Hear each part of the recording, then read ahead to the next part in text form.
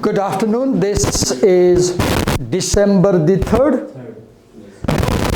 Sunday, 2023, and we are in MA second semester, creative non-fiction class. And in the previous class, we were reading essay. What was the essay we were reading? Clan of the One-Breasted Women we were reading, right? Okay, just a minute. Let me focus on the screen. So we were reading the Clan of the One-Breasted Women. And we were reading the history of the Mormon women. Where is my bag? Where we saw how these women got breast cancer because they drank contaminated water, and the children drank contaminated milk from the mother's breast. And we were reading the history of these people, and we saw how the American government's decision to use Nevada as a nuclear bomb testing site between 1957 to 71.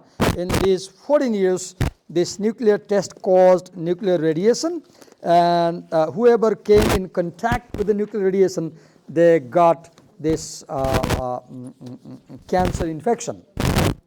And we were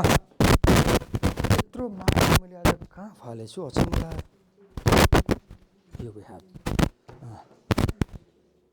So we were in paragraph 43. I'll read quickly. Under the cover of darkness, 10 women slipped under the barbed wire fence. So what is happening here? In these lines, if you are clear, she is describing a dream vision. This is not reality. She is describing a dream. She has a dream with open eyes. So she is imagining. She is imagining protest. This is not real. This is dream vision. Under the cover of darkness, 10 women slipped under the barbed wire fence and entered the contaminated country. They were trespassing. They walked toward the town of Mercury. If you Google, in Google Image, you will see the town. I may have the picture, I guess, somewhere. Do I have the picture? Maybe I have, okay. Town of Mercury, in moonlight, taking their cues from coyote, kit fox, antelope, squirrel, and quail. Pay attention. What Terry Tempest Williams does in this essay is she creates very powerful images of the land and life. For example, the images. She's showing that the place where they were testing bombs, these animals used to live. And when she says they were trespassing, actually she says that we were trespassing because that was a military facility. And her meaning is that actually the military had trespassed there. It was the land of these animals. It was the land of the animals. It was the land of the people. And the military had trespassed their land. But they had the signboard. There's a picture. I had a picture I wanted to show you.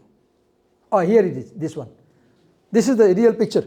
Nevada test site, no trespassing by order of the United States Department of Energy, Gate 1.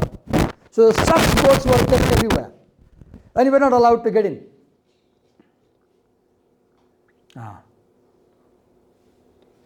They moved quietly and deliberately through the maze of Joshua trees. When a hint of daylight appeared, they rested, drinking tea and sharing their rations of food. The women closed their eyes. The time had come to protest with the heart.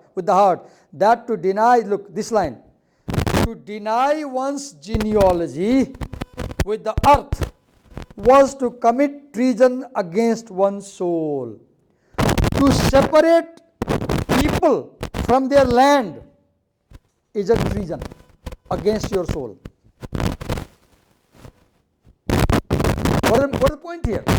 Everybody has a right to live where they were born, to live where the place belongs to them. And the American government, by putting these signboards, they separated people from their land. Look, genealogy, see the sentence, genealogy with the earth. Genealogy means your blood relation. So Terry Tempest Williams says that we had blood relation with the earth, just as daughters have with the mother. The earth was our mother. The earth was our mother.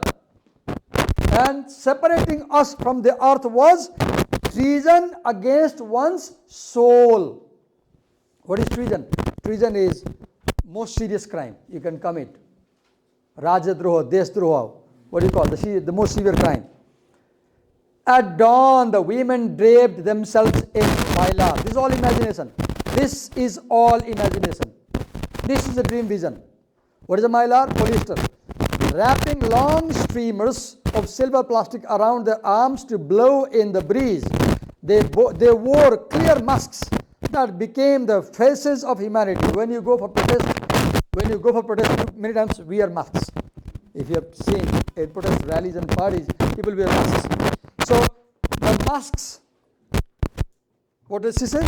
The faces of humanity. And when they arrived on the edge of Mercury, the place, exact place, they carried all the butterflies of a summer day in their wombs. This is a very, very artistic expression. What it might mean is that to carry all the butterflies in your womb means to carry all the feelings and emotions in your heart. They came with all their feelings and emotions in their heart. They paused to allow their courage to settle. The town which forbids pregnant women and children to enter because of radiation risks to their health was asleep. The town was asleep. The women moved. It's all imagination. It is all imagination. It's a vision. The women moved through the streets as winged messengers, as angels. Who are winged messengers? Angels. Angels have wings. Messengers. Twirling around each other. You twirl when you dance. Just twirling around. Motion. Peeking inside homes and watching the easy sleep of men and women, they were astonished by such stillness and periodically would utter a shrill note to low cry just to verify life. She means to say that people are sleeping, meaning is they are dead, nobody is protesting. They are dead, nobody is protesting. They are like dead body. The residents finally awoke to what appeared as strange apparitions. Some simply stared, others called authorities, and in time the women were apprehended by wary soldiers dressed in desert fatigues. All imagination. This is not reality. Dream. They were taken to a white square building on the other edge of Mercury. When asked who they were and why they were here, the policeman asked, "Who are you women?" 10 women. "Why here?" They replied, "We are mothers and we have come to reclaim the desert for our children." The women said, "We are mothers and we have come to reclaim the desert for our children because our children need this land. We will die, but our posterity needs this land." The soldiers arrested them. As the 10 women were blindfolded and handcuffed, they began singing. Be very careful when you write examination. In examination, when you make rhetorical analysis, please pay attention. This course is called the voices from the margin, right? And this is the voices of Mormon people, minority. And one way, if you have observed, one way minority cultures assert their identity is through their tribal songs. Mostly minority people assert their identity through songs. Have you seen this? They assert their identity through songs. You can't forbid us everything. Who is this you, mainstream people, the powerful people, the government, the American government, the white European settlers, minority versus majority, the voice of minority, voice of margin. You can't forbid us everything. You can't forbid us to think. जेलमा हाल्छस् हाल, मेरो दिमागलाई सोच्न रोक्न सक्दैनस् तैँले भनेको. थुन्छस् थुन, मेरो शरीर थुन्लास्, मेरो thinking थुन्न सक्छस् तैँले? के सोच्छु त मेरो शत्रु भनेर सोचिरहन्छु. How powerful. You can't put me in jail, but you can't stop me thinking. You can't prevent me from thinking. के सिक्नु पर्यो पाठ पढेर? तपाईले के सिक्नु पर्यो? यहाँ छोरीहरुले सोच्न सिक्नुस्. तपाई प्रति कसैले अन्याय अत्याचार गरिरहेछ भने थिंकिङ गर्नुस्. किन गरे यस्तो भएर? तपाईहरु गर्नुहुन्न? गर्नुहुन्न? हाम्रो शिक्षाको tragedy. We never teach you thinking. Think what's happening to you. Think. Thinking is the most powerful weapon you can have. Thinking is the most powerful weapon you can have. Look, you can't forbid us to think. You can't put us in jail. But you can't forbid us to think. You can't forbid us our tears to flow. And you can't stop the songs that we sing. We will protest through songs. And do not forget, metaphorically, songs stand for literature. And Terry William Tempest is saying, I'll protest through writing. And look, she wrote the essay, and she wrote this essay around maybe decades before, and we're reading it today. So the best protest is write about injustice. The best weapon is pen. त्यही भएर भन्छ कलम बलियो कि तलवार निबन्ध त त्यसै गराएको हो नि क्लास 4-5 मा प्राइमरी बल्ल बुझिन्छ नि म प्राइमरीमा कलम बलियो कि तलवार के कलम बलियो कि तलवार त्यसै लेखाएको नि निबन्ध अब थाहा भयो नि कलमको पावर तलवार त यहाँसम्म काट्छ कलमले त 7 समुद्र पारि पनि काट्दो रहेछ नि लेखको अमेरिकामा आइपुग्यो यहाँसम्म त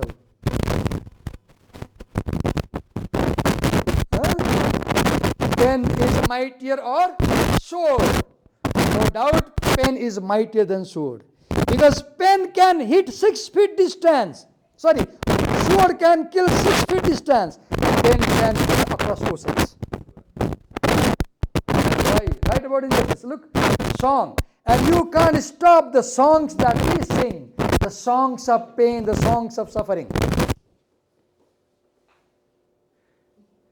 The women continue to sing louder and louder until they heard the voices of their sisters moving across the mesa. Remember, one more important thing to see here. Terry Tempest Williams says that they heard the voices of their sisters. What's the thing here? Unity of women. Unity of women. Bonding of women against injustice. The best thing women can do is women can unite with other women and fight against injustice. This essay you can regard as a protest essay in a sense. Ane na na ninna na, ane na na ninna na. The song has a significance because the song gives hope. The song gives hope. The song brings optimism. Song brings unity. Song brings power. Protesting. Okay. Consider the rabbits, how gently they walk on earth. The same place where they are testing nuclear bombs. Rabbits are there. Consider the rabbits, how gently they walk on earth. We remember them. We can walk gently also. We remember them. We can walk gently also. Call for reinforcement. It's all dream. It's all dream. Okay? It's all dream. We have interrupted one woman. We have, and you have no idea of our numbers. On March 18, 1988, I told you last time, in a column, note all the dates in this essay, because the writer, by bringing all the accurate dates, she creates chronological, historical reporting, and this is logical appeal. This is logical appeal, hard evidence. On March 18, 1988, I crossed the line at the Nevada test site. I guess this is not dream. This is not dream. This is the real. Nevada test site, and was arrested with 9 other Utahns for trespassing on military lands. They are still conducting nuclear tests in the desert. Still means when she was writing this essay. They are still conducting the test means when she was writing this essay. Ours was an act of civil disobedience. So in this essay, Terry Tempest Williams is talking about civil disobedience. That is what Mahatma Gandhi used against British Britons in India. Civil disobedience. Satyagraha. What do you call it? Satyagraha? No. But as I walked toward the town of Mercury, it was more than a gesture of peace. It was a gesture on behalf of the clan of one-breasted women. And you can see this picture. If you Google, you will find such pictures, abundant of them. As one officer cinched the handcuffs around my wrists, she was really arrested. Another fixed my body. She found a pen and a pad of paper tucked inside my left boot. And these, what are these? The officer said, weapons. How true. The best weapon is a piece of paper and pen. A piece of paper and nothing is as powerful as paper and pen. Who wrote I Have a Dream? Martin Luther King. He was put in jail. And many parts of that essay, I Have a Dream, were written on scrap papers inside the cell. He wrote in the jail. Right? So best weapon is pen and paper. No missile can hit as strongly as pen can hit. Look, Terry Tempest Williams shot this missile of her essay in America and it arrived here. We are reading. Our eyes met. I smiled, having eye contact. She pulled the leg of my trousers back over my boot. Step forward, please, she said as she took my arm. We were booked under the afternoon sun and bused to Tonapa. They put the 10 women in the bus and they took them somewhere. It was a 2-hour ride. This was familiar country to me. The Joshua trees standing their ground had been named by my ancestors who believed they looked like prophets pointing west to the promised land. See the allusion from Bible. Rhetorical analysis. There is allusion from Bible, reference to Bible. Look here. See this appeal, emotional appeal. So, what is promised land? The land that God promised to give to the descendants of Abraham. So, by alluding to Bible, she is saying that this land was given to us by God and you cannot take it away from us. The land was given to us by God. You cannot take it from us. That's the point. These were the same trees that bloomed each spring, flowers appearing like white flames in the Mojave desert. And I recalled a full moon in May when my mother and I had walked among them, flushing out mourning doves and owls. Pay attention. She creates desert imagery, and if you pay attention, she portrays a lot of life in the desert. Have you seen trees, animals? She is showing that this place is full of life. Whereas government thought there is no life. Government said there is no life, you can do nuclear test. But this place is full of life. Okay. The bus stopped short of town before reaching the town. See the punishment. Kosto badma asala police. Bicha badam lagar oraldiyo ke? Gadi ma halyo. Desert ke bicha lagar oraldiyo la jahan jani ja bhana. Punishment. Who is the punishment? The bus stopped short of town before reaching town. We were released. The official thought it was a cruel joke to leave us stranded in the desert with no way to get home. What they did not realize is that we were home because desert was our home. The desert was our home. Soul-centered and strong women who recognize the sweet smell of sage as fuel for our spirit. So we would smell the aromatic flowers and we'll walk. They thought, lagar chhod de bicha ma kahan janchan? They didn't know. This is our home. This is our home. So we would smell the herbs and we'll walk home. That's over, I guess. So what do you see? The essay, The Clan of the One-Breasted Women, is a protest essay, right? It is narrative, but it is also descriptive, and it uses all three appeals. It uses emotional appeal, it uses ethical appeal, and it uses logical appeal as well. And one way she creates logical appeal is she names many historical figures. She names many historical figures, and she also brings myths, right? That's what creates logical figure. And when you make logical appeal, it automatically creates ethical appeal, because those who can make very good reasoning, they are trusted. Now we move to next essay.